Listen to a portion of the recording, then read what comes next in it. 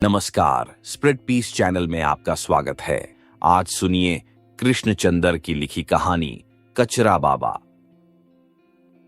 जब वो अस्पताल से बाहर निकला तो उसकी टांगें कांप रही थीं और उसका सारा जिस्म भीगी हुई रुई का बना मालूम होता था और उसका जी चलने को नहीं चाहता था, वहीं फुटपाथ पर बैठ जाने को चाहता था। कायदे से उसे अभी तक 1 माह और अस्पताल में रहना चाहिए था, मगर अस्पताल वालों ने उसकी छुट्टी कर दी थी। 4.5 माह तक वो अस्पताल के प्राइवेट वार्ड में रहा था और 1.5 माह तक जनरल वार्ड में। इस अस्नाय में उसका गुर्दा निकाल दिया गया था और उसकी आंतों का एक हिस्सा काट के आंतों के फेयल को दुरुस्त किया गया था। अभी तक उसके कलेजे का फेयल रास्त नहीं हुआ था। उसे अस्पताल से निकल जाना पड़ा क्योंकि दूसरे लोग इंतजार कर रहे थे जिनकी हालत उससे भी बदतर थी। डॉक्टर ने उसके हाथ में एक लंबा सा नुस्खा दे दिया और कहा, ये टॉनिक पियो और मुखव्वी गठिजा खाओ, बिल्कुल तंदुरुस्त हो जाओगे। अब अस्पताल में रहने की कोई जरूरत नहीं है। मगर मुझसे चला नहीं जाता डॉक्टर साहिब, उसने कमजोर आवाज में एहतिजाज किया। घर जाए, चंद दिन बीवी खिदमत करेगी, बिल्कुल ठीक हो जाओगे। बहुत ही धीरे धीरे लड़खड़ाते हुए कदमों से फुटपाथ पर चलते उसने सोचा, घर, मेरा घर कहाँ है? चंद माह पहले एक घर जरूर था, एक बीवी भी थी जिसके एक बच्चा होने वाला था। वो दोनों उस आने वाले बच्चे के तसव्वुर से किस कदर खुश थे। होगी दुनिया में ज्यादा आबादी, मगर वो तो उन दोनों का पहला बच्चा था। दुलारी ने अपने बच्चे के लिए बड़े खूबसूरत कपड़े सिए थे और अस्पताल में लाकर उसे दिखाए थे और उन कपड़ों की नर्म सतह पर हाथ फेरते हुए उसको ऐसा महसूस हुआ जैसे वो अपने बच्चे को बाहों में लेकर उसे प्यार कर रहा हो। मगर फिर अगले चंद महीनों में बहुत कुछ लुट गया। जब उसके गुर्दे का पहला ऑपरेशन हुआ तो दुलारी ने अपने जेवर बेच दिए कि ऐसे ही मौकों के लिए होते हैं। लोग ये समझते हैं कि जेवर औरत के हुस्न की अफजाइश के लिए होते हैं, वो तो किसी दूसरे दर्द का मुदावा होते हैं। शौहर का ऑपरेशन, बच्चे की तालीम, लड़की की शादी, ये बैंक ऐसे ही मौकों के लिए खुलता है और खाली कर दिया जाता है। औरत तो उस जेवर की तहवीलदार होती है और जिंदगी में मुश्किल से 5-6 बार उसे इस जेवर को पहनने की तौफीक हासिल होती है। गुर्दे के दूसरे ऑपरेशन से पहले दुलारी का बच्चा जाए हो गया। वो तो हो तो भी दुलारी को दिन रात जो कड़ी मशक्कत करना पड़ रही थी, उसमें ये खतरा सबसे पहले मौजूद था। ऐसे लगता जैसे दुलारी का ये छरेरा सुनहरा बदन इस कदर कड़ी मशक्कत के लिए नहीं बनाया गया, इसलिए वो दाना फरजाना बच्चा ही में से कहीं लटक गया था। नासाजगार माहौल देखकर और माँ बाप की पतली हालत भांपकर उसने खुद ही पैदा होने से इनकार कर दिया। बाज बच्चे ऐसे ही अक्लमंद होते हैं। दुलारी कई दिनों तक अस्पताल नहीं आ सकी और जब उसने आके खबर दी तो वो किस कदर रोया था। अगर उसे मालूम होता कि आगे चलकर उसे इससे कहीं ज्यादा रोना पड़ेगा तो वो इस हादिसे पर रोने के बजाय खुशी का इजहार करता। गुर्दे के दूसरे ऑपरेशन के बाद उसकी नौकरी जाती रही। तवील अलालत में यही होता है, कोई कहां तक इंतजार कर सकता है। बीमारी इंसान का अपना जाती मुआमला है, इसलिए अगर वो चाहता कि उसकी नौकरी कायम रहे तो उसे ज्यादा देर तक बीमार न पड़ना चाहिए। इंसान मशीन की तरह है, अगर एक मशीन तवील अरसे के लिए बिगड़ी रहती है तो उसे उठा के एक तरफ रख दिया जाता है और उसकी जगह नई मशीन आ जाती है, क्योंकि काम रुक नहीं सकता, बिजनेस बंद नहीं हो सकता और वक्त थम नहीं सकता। इसलिए जिसे मालूम हो कि उसकी नौकरी भी जाती रही है तो उसे शदीद धचका सा लगा, जिसे उसका दूसरा गुर्दा भी निकाल लिया गया। इस धचके से उसके आंसू भी खुश्क हो गए। असली और बड़ी मुसीबत में आंसू नहीं आते, उसने महसूस किया, सिर्फ दिल के अंदर एक खला महसूस होता है। जमीन कदमों के नीचे से खिसकती मालूम होती और रगों में खून के बजाय खौफ दौड़ता हुआ मालूम होता है। कई दिनों तक वो आने वाली जिंदगी के खौफ और दहशत से सो नहीं सका था। तवील अलालत के खर्चे भी तवील होते हैं और झेरे बार करने वाले हौले हौले घर की सब कीमती चीजें चली गईं। मगर दुलारी ने हिम्मत नहीं हारी। उसने 4.5 माह तक एक एक चीज बेच दी और आखिर में नौकरी भी कर ली। वो एक फर्म में मुलाजिम हो गई थी और रोज अपनी फर्म के मालिक को लेकर अस्पताल भी आती थी। वो एक दुबला पुतला, कोताह कद, अधेड़ उम्र का शर्मीला आदमी दिखाई देता था, कम गो और मीठी मुस्कुराहट वाला। सूरत शक्ल से वो किसी बड़ी फर्म का मालिक होने के बजाय किताबों की किसी दुकान का मालिक मालूम होता था। दुलारी उसकी फर्म में 100 रुपए महीने पर नौकर हो गई थी।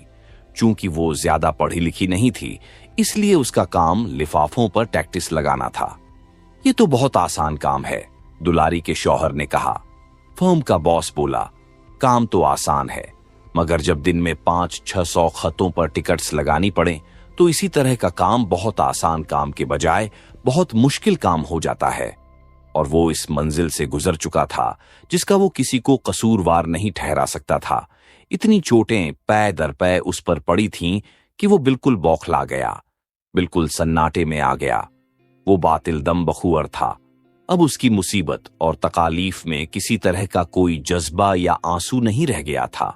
बार बार हथौड़े की जरबें खा खाकर उसका दिल धात के एक पत्रे की तरह बेहिस हो गया। इसलिए आज जब उसे अस्पताल से निकाला गया तो उसने डॉक्टर को किसी जहनी तकलीफ को दूर करने की शिकायत नहीं की थी। उसने उससे ये नहीं कहा था कि अब वो इस अस्पताल से निकलकर कहां जाएगा। अब उसका कोई घर नहीं था, कोई बीवी नहीं थी, कोई बच्चा नहीं, कोई नौकरी नहीं। उसका दिल खाली था, उसकी जेब खाली थी और उसके सामने एक खाली और स्पाट मुस्तकबिल था। मगर उसने ये सब कुछ नहीं कहा था। उसने सिर्फ ये कहा था, डॉक्टर साहिब मुझसे चला नहीं जा रहा है। बस यही एक हकीकत थी जो उसे उस वक्त याद थी। बाकी हर बात उसके दिल से महव हो सकती है। उस वक्त चलते चलते वो सिर्फ ये महसूस कर सकता था कि उसका जिस्म गीली रुई का बना हुआ है। उसकी रीढ़ की हड्डी किसी पुरानी शिकस्ता चारपाई की तरह चटखा रही है।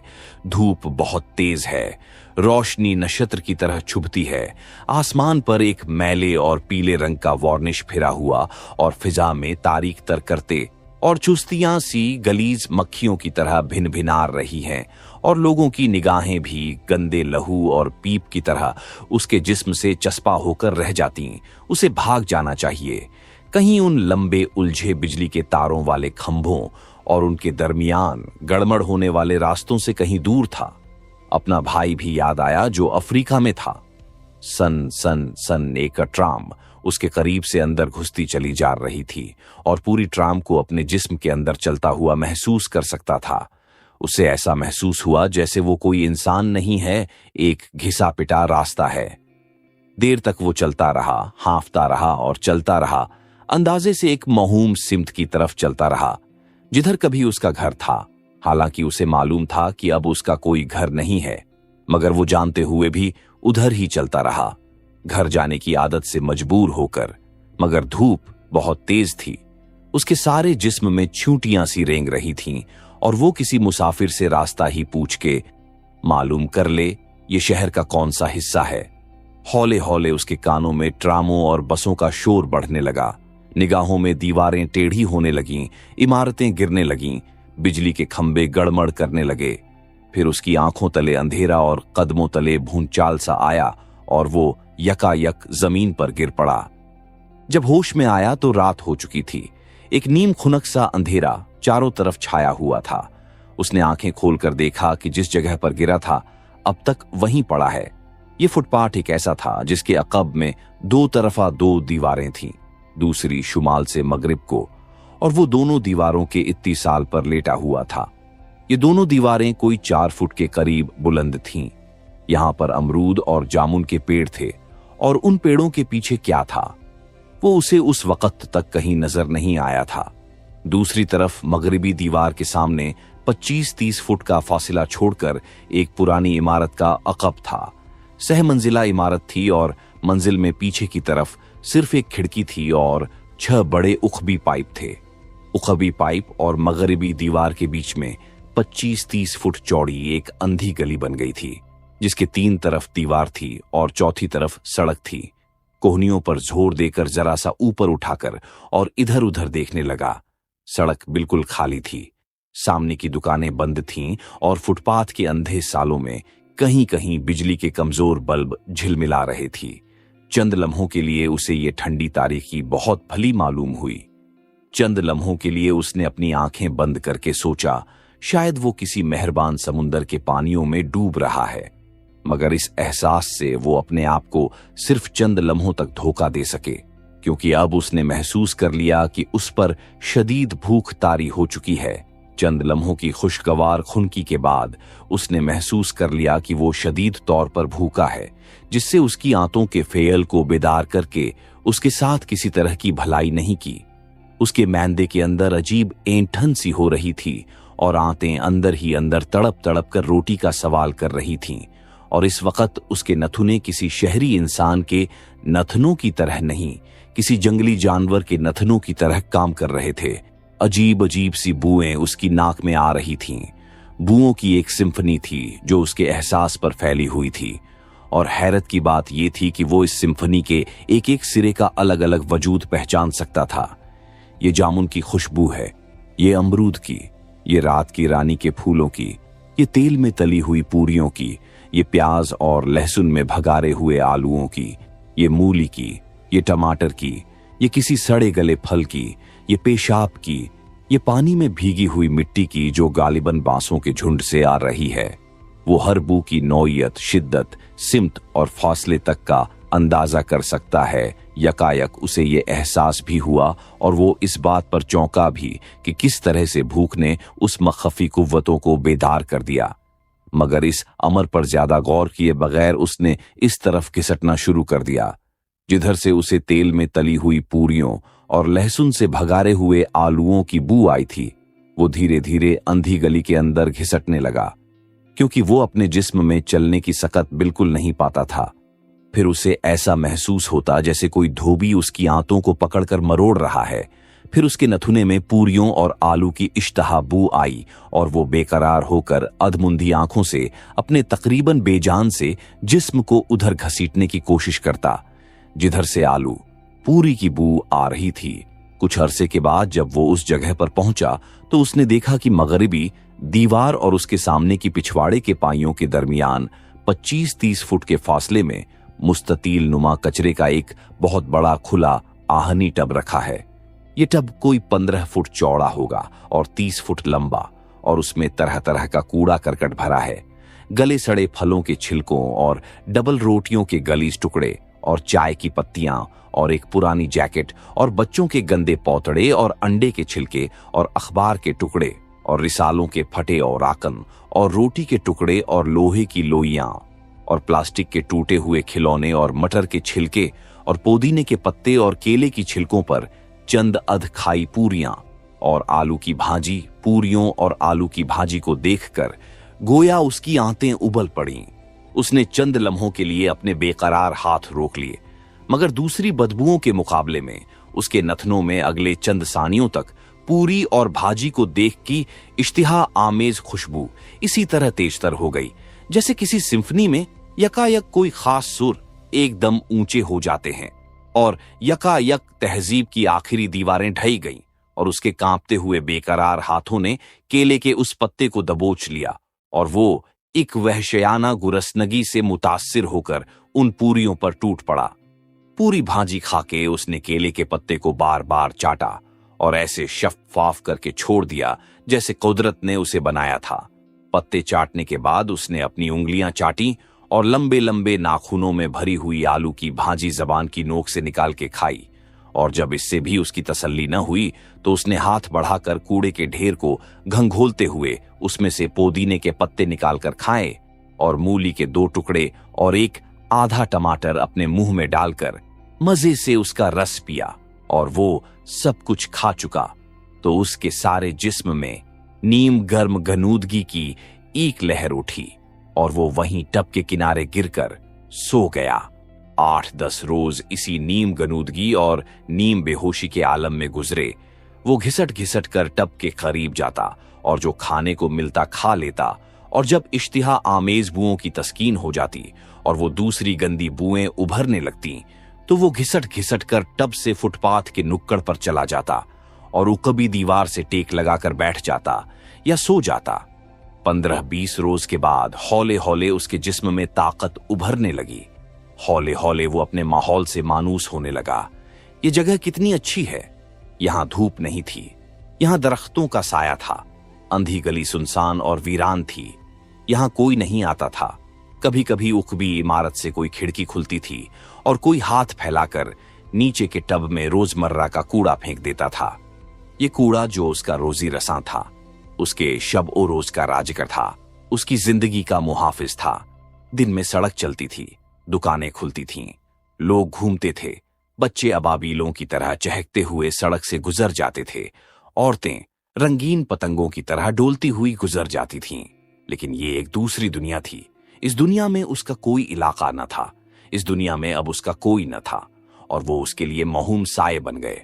और उससे बाहर मैदान और खेत और खुला आसमान, एक बेमानी तसव्वुर, घर, कामकाज, जिंदगी, समाज, जद्द ओ जहद, बेमानी अल्फाज जो गल सड़कर इस कूड़े कचरे के ढेर में मिलकर गतरबूद हो गए। इस दुनिया से उसने मुंह मोड़ लिया था और अब यही उसकी दुनिया थी, 15 फुट लंबी और 30 फुट चौड़ी। माह ओ साल गुजरते गए और इस नुक्कड़ पर बैठा बैठा एक पुराने ठूंठ की तरह और किसी पुरानी यादगार की तरह सबकी नजरों में मानूस होता चला गया। वो किसी से बात नहीं करता था, किसी को फैज नहीं पहुंचाता था, किसी से भीख नहीं मांगता था। लेकिन अगर वो किसी दिन वहां से उठकर चला जाता तो इस इलाके के हर फर्द को इस अमर पर हैरत होती और शायद किसी कदर तकलीफ भी होती। सब लोग उसे कचरा बाबा कहते थे क्योंकि ये सबको मालूम था कि वो सिर्फ कचरे के टब में से अपनी खुराक निकालकर खाता है और जिस दिन उसे वहां से कुछ न मिलता वो भूखा ही सो जाता। बरसों से राहगीर और ईरानी रेस्तोरां वाले उसकी आदत को पहचान गए थे और अक्सर इमारत की उकाबी खिड़कियों से अब कूड़े के अलावा खुर्दानोश की दूसरी चीजें भी फेंकी जाती। सही और सालिम पूरियां और बहुत सी भाजी और गोश्त के टुकड़े और अध चूसे आम और चटनी और कबाब के टुकड़े और खीर में लिथड़े हुए पत्तल, नावनोश की हर नेमत कचरा बाबा को इस टब में से मिल जाती है। कभी कभी कोई फटा हुआ पाजामा, कोई उधड़ी हुई नेकर, कोई तार तार शिकस्ता कमीज, प्लास्टिक का गिलास। ये कचरे का टब क्या था, उसके लिए एक खुला बाजार था जहां वो दिन दहाड़े सबकी आंखों के सामने मटर गश्त किया करता था। जिस दुकान से जो सौदा चाहता मुफ्त लेता था, वो इस बाजार का, इस नेमत गैर मुतरकबा का वाहिद मालिक था। शुरू में चंद बिल्लियों और खारिशजदा कुत्तों ने शदीद मुजाहमत की थी, मगर उसने मार मार कर सबको बाहर निकाल दिया और अब इस कचरे के टब का वाहिद मालिक था और उसके हक को सबने तस्लीम कर लिया था। महीने में एक बार म्यूनिसिपलिटी वाले आते हैं और उस टब को खाली करके चले जाते थे और कचरा बाबा उनसे किसी तरह की मुजाहमत नहीं करता था क्योंकि उसे मालूम था कि दूसरे दिन टब फिर उसी तरह भरना शुरू हो जाएगा और उसको एतिकाद था कि इस दुनिया से नेकी खत्म हो सकती है, लेकिन गलाजत खत्म नहीं हो सकती। रिफाकत खत्म हो सकती है, लेकिन गलाजत और गंदगी कभी खत्म नहीं हो सकती। सारी दुनिया से मुंह तोड़कर उसने जीने का आखिरी तरीका सीख लिया था। मगर ये बात नहीं है कि उसे बाहर की दुनिया की खबर न थी। जब शहर में चीनी महंगी हो जाती तो महीनों कचरे के टब में मिठाई के टुकड़े की सूरत नजर नहीं आती। जब गंदुम महंगी हो जाती तो डबल रोटी का एक टुकड़ा तक न मिलता। जब सिगरेट महंगे होते तो सिगरेट के जले हुए टुकड़े इतने छोटे मिलते कि उन्हें सुलगाकर पिया भी नहीं जा सकता।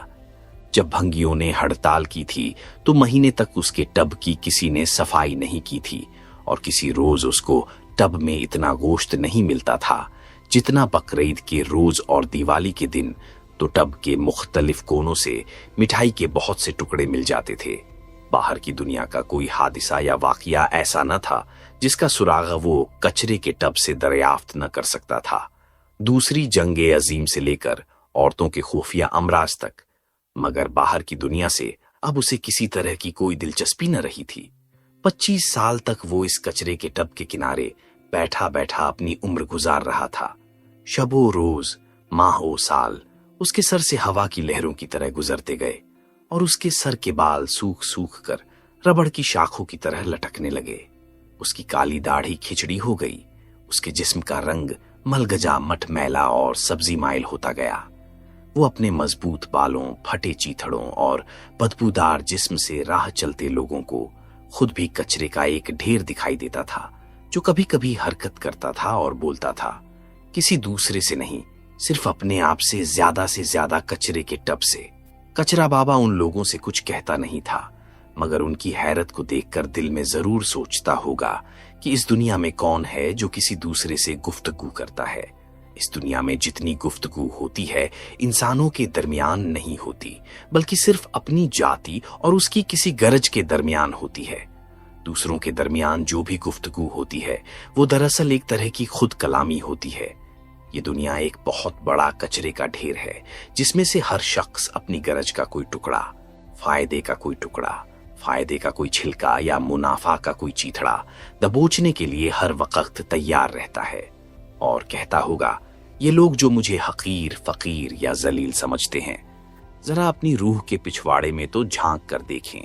वहां इतनी गलाजत भरी है कि जिसे सिर्फ मौत का फरिश्ता ही उठाकर ले जाएगा। इसी तरह दिन पर दिन गुजरते गए, मुल्क आजाद हुए, मुल्क गुलाम हुए, हुकूमतें आईं, हुकूमतें चली गईं, मगर ये कचरे का टब वहीं रहा और उसके किनारे बैठने वाला कचरा बाबा उसी तरह नीम गन्नूदगी में बेहोशी के आलम में दुनिया से मुंह मोड़े हुए झेरे लब कुछ बुदबुदाता रहा, कचरे के टब को घंघोलता रहा। तब एक रात अंधी गली में जब वो टब से चंद फुट के फासले पर दीवार से पीठ लगाए अपने फटे चीथड़ों में दुबका सो रहा था, उसने रात के सन्नाटे में एक खौफनाक चीख सुनी और वो हड़बड़ाकर नींद से जागा। फिर उसने एक जोर की तेज चीख सुनी और घबराकर कचरे के टब की तरफ भागा जिधर से ये चीखें सुनाई दे रही थीं। कचरे के टब के पास जाकर उसने टटोला तो उसका हाथ किसी नर्म नर्म लोथड़े से जा टकराया और फिर एक जोर की चीख बुलंद हुई।